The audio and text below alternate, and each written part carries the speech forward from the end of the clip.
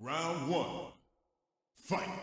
முதல் காரணம், மேகதாது அணை கற்ற கர்நாடக அரசை தடுக்க இந்த அரசு என்ன நடவடிக்கை எடுத்திருக்கிறது என்று இந்த அவைக்கு நீங்கள் தெரிவிக்க வேண்டும். மாண்புமிகு பேரவைத் தலைவர் அவர்களே, காவிரி விவகாரத்தில் எதிர்கட்சி சில விவரங்களை கேட்டிருக்கிறாங்க. காவிரி நமக்கு உயிர் ஆதாரம், நம்மளோட உணர்வு ரீதியான ஒன்று. அதனால் அதை வச்சு அரசியல் பண்ணுற எண்ணம் துளி கூட நம்ம அரசுக்கு இல்லை.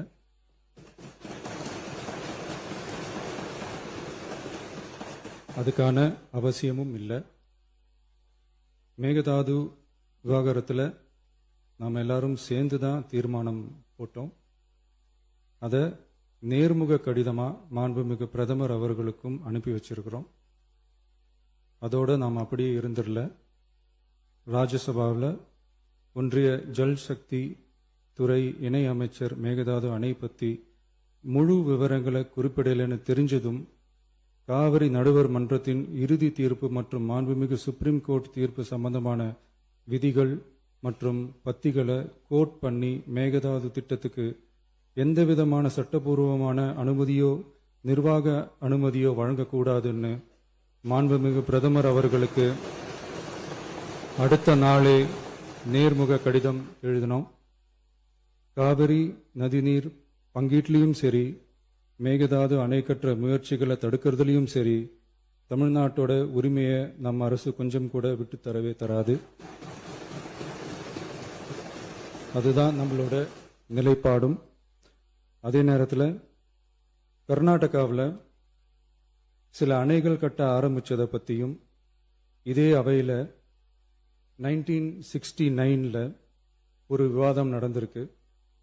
அப்போ நீர்வளத்துறை அமைச்சராக இருந்தது யாரு? அப்போ அணை கட்ட விட்டது ஏன்னு கேட்டு அந்த மாதிரி சீப் பாலிடிக்ஸ்லாம் நான் பண்ண விரும்பலை.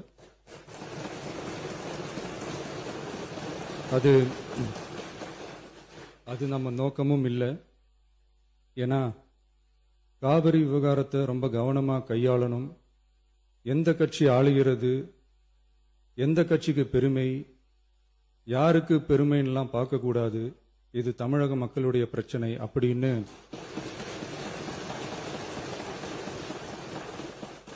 அப்ப இருந்த எதிர்கட்சி தலைவர் திரு திருமன் அவர்கள் சொன்னதை இந்த சபையில் சொல்ல விரும்புகிறேன். காவிரி பிரச்சனையில் சம்பந்தப்பட்ட 2 மாநிலங்களும் ஒன்றிய அரசும் உட்கார்ந்து முடிவெடுக்கணும்னு 1969 இந்த சபையில் பேசியிருக்கிறாங்க. அதுக்கப்புறம் நிலைமை வேற மாதிரியெல்லாம் போயிடுச்சுன்னும் நம்ம எல்லாருக்குமே தெரிஞ்சது தான். சட்டப்படி இந்த பிரச்சனையை அணுகிறதுல நாம் உறுதியாக இருக்கிறோம், அதில் மாற்றமே இல்லை. இருந்தாலும் ஒரு அட்டெம்ப்ட் எடுத்து பார்க்கலாம்னு தோணுனது தான் அந்த பெங்களூர் விசிட். அப்படி ஒரு விசிட் பற்றி ஃபர்ஸ்ட்டு யோசிச்சு கேட்டதும் நான் தான். நாம் பெங்களூர் போக நினைச்சதை பற்றி பல ஒப்பீனியன்ஸ் வந்துச்சு. நாம் போக நினைச்சதுக்கு காரணம், ஒருவேளை இந்த பிரச்சனை தீர்க்கறதுக்கான ஒரு பாசிட்டிவ் சைன் கிடைச்சா நல்லா இருக்குமேன்னு ஒரு எண்ணத்தில் தான். இன்னைய காலத்தில் பகை நாடுகளை பேசி தீர்க்க பார்க்குறாங்க, பக்கத்து மாநிலத்தோட பேசி பார்த்தா என்னன்னு நினைச்சேன். நோட் பண்ணுங்கப்பா பின்றாம்பா. அதனாலதான் அப்படி ஒரு அட்டெம்ப்ட் எடுக்க நான் ட்ரை பண்ணோம். ஒருவேளை அந்த அட்டெம்ப்ட்ல ஒரு அவமானம் நேர்ந்தா என்ன செய்யன்னு சில பேர் கேட்டாங்க. அப்படி நடந்தா தமிழ்நாட்டு மக்களுக்காக அதையும் தாங்க தயாரா தான் இருக்கேன்.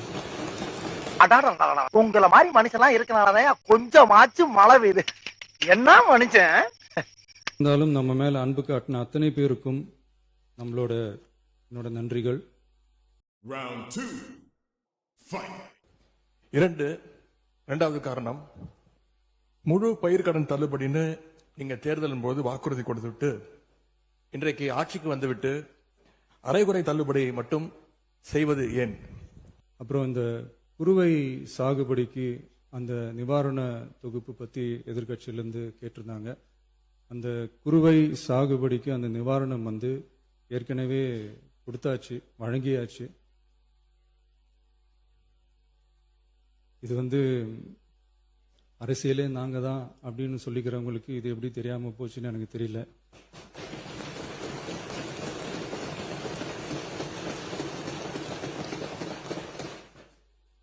முன்ன பின்ன பேப்பர் படிச்சிருந்தா நாட்டில் என்ன நடக்குதுன்னு தெரிஞ்சிருக்கும்.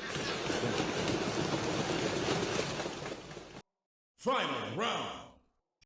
நம்ம கொஞ்சம் தைரியமான ஆளா இருக்கனால சரியா போச்சு. கொஞ்சம் பயந்த ஆளா இருந்தா ஆம்பிடுதியா. ஸ்பெஷல் பேக்கேஜ்னா நீங்க கொடுத்தது 134 கோடி கொடுத்தீங்க. அது அனைத்து அரசுலயும் கொடுக்கறக்கூடிய ஸ்பெஷல் பேக்கேஜ் தான். இப்ப வறட்சி நிவாரண நிதி அவங்க கேட்கறாங்க. இது ரெண்டுத்துக்கும் வித்தியாசம் தெரிஞ்சுக்க வேண்டும். இது வெறும் டெய்லி காலைல பேப்பர் படிச்சா மட்டும் பத்தாது. அங்க அனைத்து கட்சி கூட்டத்தை கூட்டி அனைத்து விவசாயிகளோடையும் போய் கலந்து பேசி அவங்களுடைய கோரிக்கைகள் என்னன்னு நீங்க தயவு செய்து கேட்டுக்கொள்ள வேண்டும். அதே மாதிரி அவை முன்னர் மாண்புமிகு இதெல்லாம் மன்னிக்கணும், மாண்புமிகு எதிர்க்கட்சி தலைவர்கள் இப்போது வறட்சி நிவாரணத்தை பற்றி சொன்னார்கள். செப்டம்பர் இறுதி வரையிலும் பார்த்துவிட்டு தான் வறட்சி நிவாரண பணிகளை ஆற்றுவது வழக்கம். அவை அதை குறிப்பிட விரும்புகிறேன். Perfect KO.